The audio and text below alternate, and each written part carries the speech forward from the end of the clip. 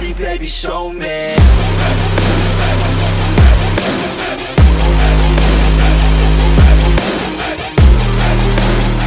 What is up, guys? Welcome back to another video. I'm filming this on a drive home from ye old Hayden's house.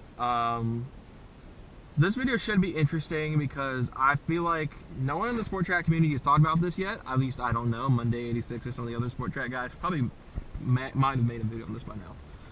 But today's video is going to be talking about the sport track as a whole. And you guys know, as a lot of you guys can tell, I love this thing to death. It's been the star of this channel for almost 3 years now. And one video I've been wanting to make for a while, but haven't been able to compose the thoughts to make a proper video on it, is why the sport track gets so much hate. And there's a lot of reasons for it. I'm going to go to as many of them as I can in this video, but I'm also curious to see what not only you guys, but other sport track YouTubers have to say about this, because there's like, all of us have different ideas on why the truck gets a lot of hate. And I'm gonna, like I said, I'm going to go more into depth in it in a moment. So okay, so let's get into this then. My first reason why I think sport tracks get a lot of hate is their practicality. They aren't practical. I mean, let's just be honest. The Gen 1 and Gen 2 trucks both have very small beds for hauling, for a truck's purpose. That Dude in Blue said it himself in one of my old Caffeine and Octane vlogs from last year. Sport tracks pretty much are like Explorers, just with tiny little truck beds on them. I mean, yeah, the cabin space is much superior to a lot of the mid-sized truck market in the early to late 2000s, but at the same time, as a truck, they aren't as great. You can still do truck stuff with a sport track, no doubt. I've seen people haul stuff in these things all day long, but the problem comes that from a, like, you can't haul lots of lumber in these things, like you can say the Silverado coming right here. They aren't super practical. Like I said, you can still do truck stuff in one of these things. It's not entirely uncommon to do, say, like my parents have in this truck. They've hauled a piano in the back of this thing. Like, it's still doable, but it's not as easy as it would be to do in, say, a Silverado 1500, a Ram 1500, an F-150, stuff of that nature. Let's see, this cop's hiding right. Yep, there he is. That cop hides there all the time. So I guess I better go nice and slow for him. Out here in this area, there seems to be a lot of cops that hide out this way. So I'm like always like super cautious when I drive through this area. Because I did see someone get pulled over by that same cop the other night when I was leaving Hayden's house. But for the trucks, and this goes to both gens, like I said earlier, they just, when it comes to like actual hauling, they are not practical. And from the 4.0 standpoint, they can barely tow. The 4.6 trucks on the Gen 2 4.6 guys, yeah, y'all can tow. But us Gen 1 4.0 guys, or us Gen 2 4.0 guys, anyone with a 4-liter, we have a hard time towing anything. Let's just be fair. And I know for my case, I have a bumper ball. I can't tow jack squat. The previous owner apparently pulled ATVs on this thing, and I don't know how he managed it, but he did it, and I'm flabbergasted he did it with a bumper ball. But the 4.0s can't pull too much. They can still tow. I've seen people pull like other cars with 4.0s, but in all honesty, the 5R is such a glass cannon. They really don't like that. They really don't. So I personally wouldn't recommend doing it. But I've seen people do it. It's doable, but they probably don't like it too much. I mean, Hayden's truck, for example, Hayden's Ranger 3.0, really struggles when it had a trailer loaded down with cabinets.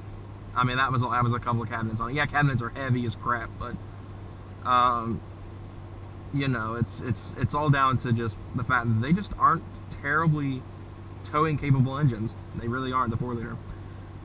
Next thing, performance is underwhelming. And this goes for pretty much, again, the V6 guys, anyone with the V6. Like, it's mainly the V6. 210 horsepower, 240 pound-feet of torque, compared to a lot of other engines that are used in economy cars. Like even, say, the VQ35, which has been found in plenty of other cars, makes a lot more torque and a lot more horsepower than these 4-liters. And those were found in SUVs and the Altima even. So, I mean, even commuter cars have more torque than this does.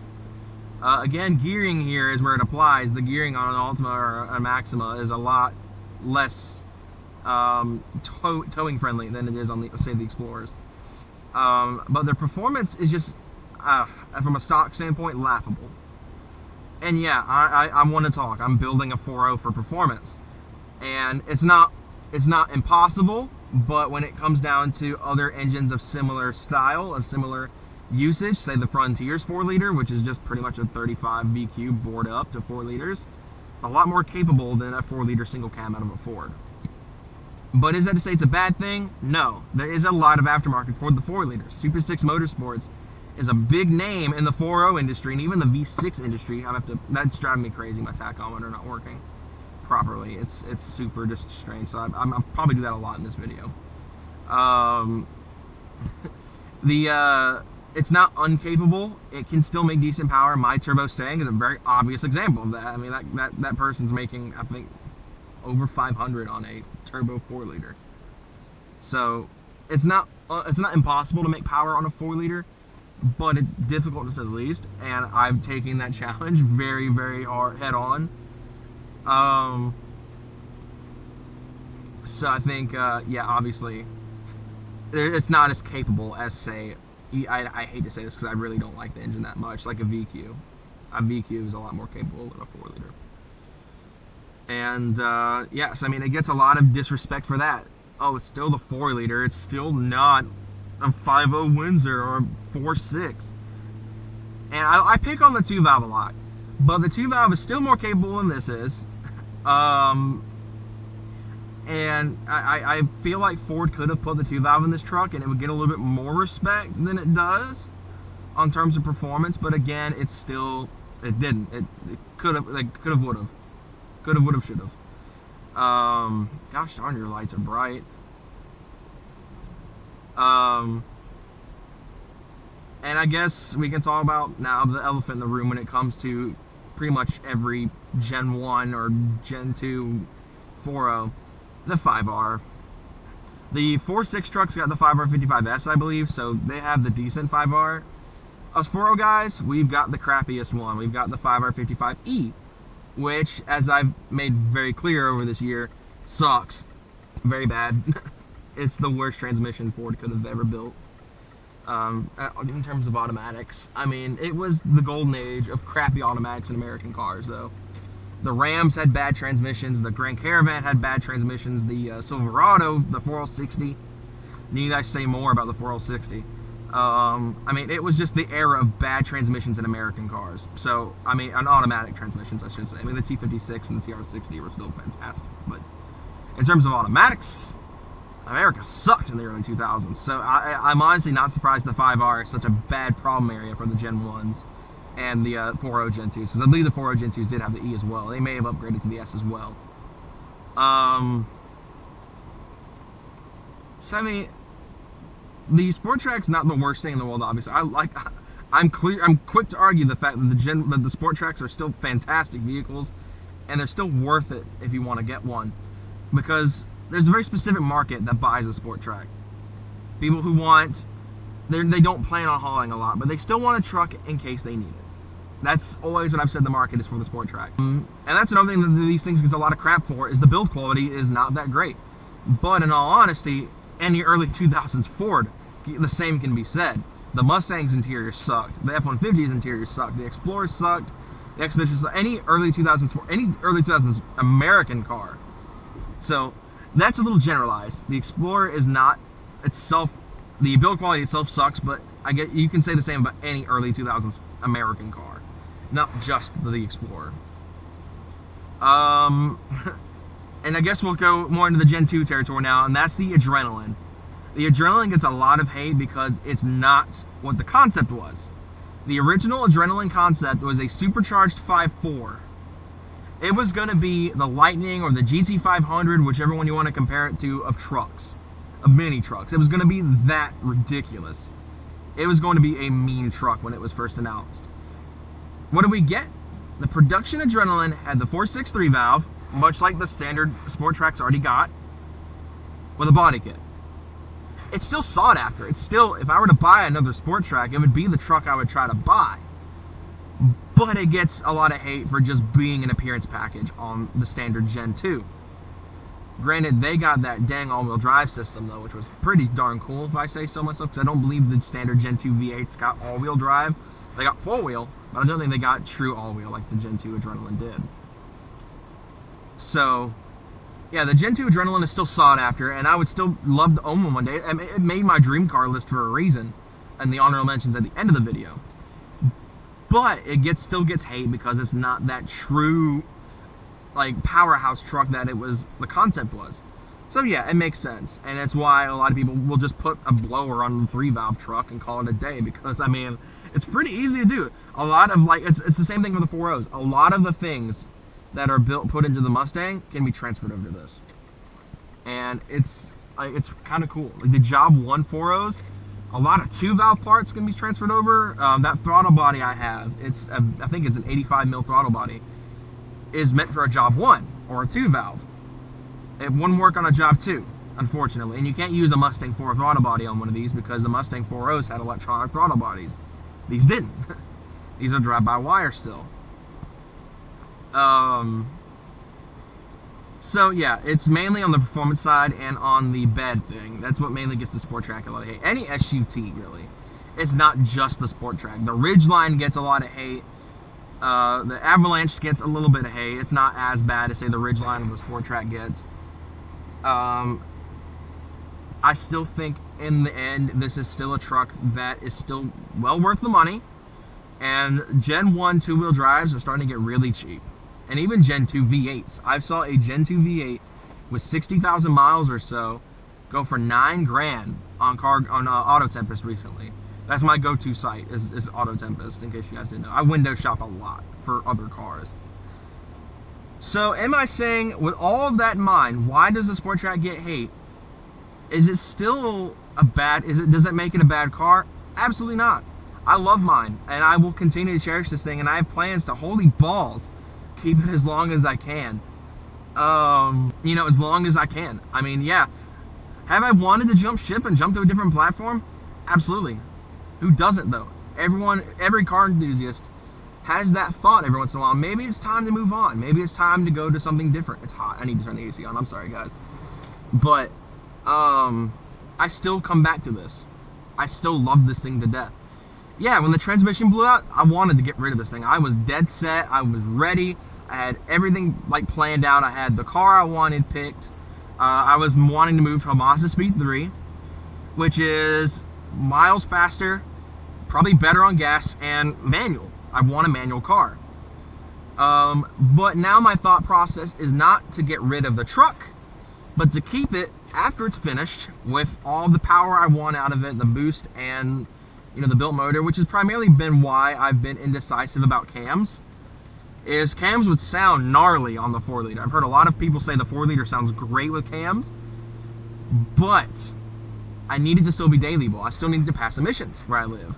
I'm not going to get specifics of where I live. I just tell you guys I live in Metro Atlanta because that's a generalization, and you guys can't track me down or anything. I know only like one subscriber happens to know in the general location of where I live. Not where I live, but the general location. Like, they can kind of get a general idea of where I'm from. But, yeah, I mean, at the point now where I'm at, if I get a stick shift car, it'll more than likely be something that will go alongside this, rather than replace it. And I've had a few cars in mind. I'm looking at 2.5 RS Subarus, and I really don't know why I'm talking about it, because it's not happening anytime soon. I don't really plan on getting another car anytime in the near future because of many things. My parents are really aggressive on not getting a project car right now.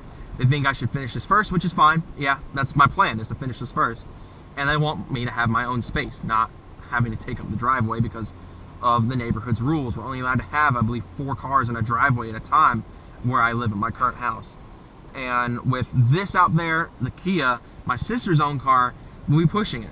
So for whatever reason, the Mustang needs to come outside for a little while, the Equinox needs to come outside for a little while. That's going to cause a bit of trouble. We'll max that out, and if I have a project car, we'll have 5 cars in the driveway that are permanently there.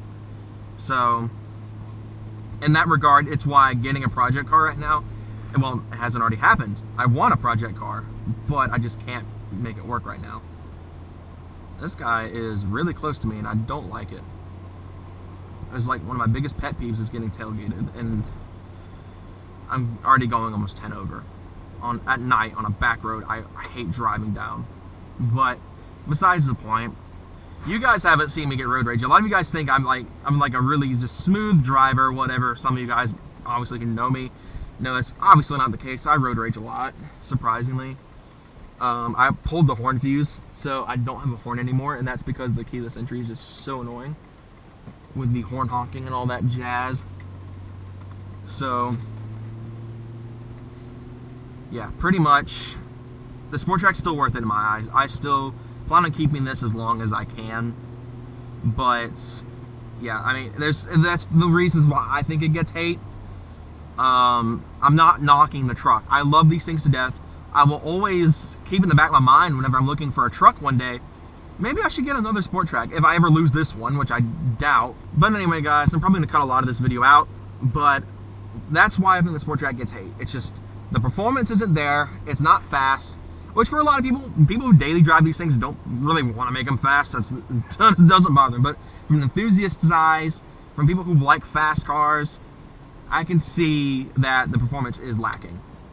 And from practicality's sake, the bed is too small. I will be the first to say that. That's why I get made fun of lies. One of the things we really touched on in the Ranger video, and me and Hayden compared our two trucks. So, again, I'm not knocking the truck. I love it to death. I'm going to keep this one as long as I can. And I will probably always have a Sport Track in the garage somewhere. But I do wanted to bring it up because I get a lot of hate for this truck. I had people I considered my friends make fun of me for this thing. Yeah, I heard horror stories of people I consider my closest friends talking bad about me behind my back and it's not because they thought I was a bad person, but because I happen to have this. Heck, I mean, even one of the people I considered a close friend at the time, their girlfriend made fun of me for having a Sport Track. I love it. I mean, yeah, it's the fatherless child, if you will, because I'm trying not to cuss on video. It's the fatherless child of trucks. Let's just be real. I mean, it's the truck that no one knows its purpose, why it showed up, but I love it. That's all I can really say. It's a good truck, and it's been dependable for the most part. Not gonna lie, it has ticked me off at times, but it's still something I plan on keeping forever. So, well, as I said, guys, hope you guys enjoyed. Be sure to leave a like and subscribe for more. Leave me some other cool Sport Track themed videos you guys want me to make, because I'm running out of ideas, to be honest. And yeah, I will see you guys next time. We all have a fantastic day, and yeah, I'll see you guys next time.